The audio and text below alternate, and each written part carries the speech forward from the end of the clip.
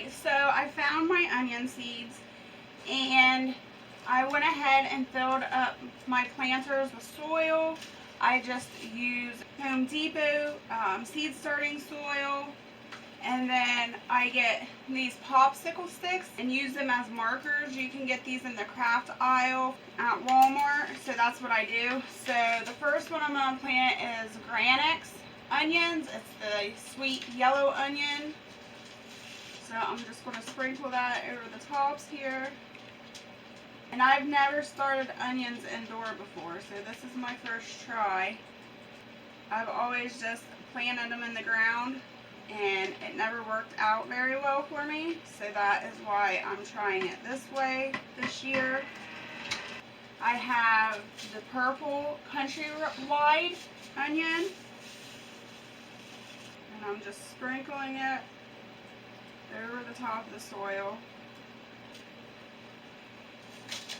The next thing I do with my seed starts is I have fish water from my husband's 50-gallon water fish tank, 75-gallon fish tank.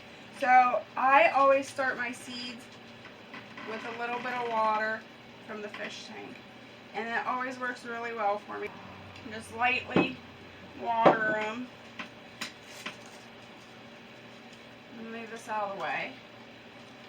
And then what I got going on here is I have a pot for peanuts, peppers challenge. I'm going to go ahead and do the German pink. So what I do with this is I just put a couple holes in my soil with a pin, not too deep, just very lightly.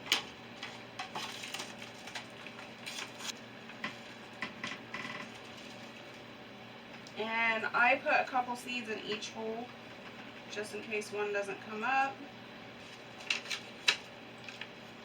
And then I just pinch the soil together. You don't want them buried too deep. And then we'll do a light watering of those. And then, what's this one? Pomegranate. This will be my first time growing pomegranate, and I'm really excited. So I'm going to go ahead and start this now.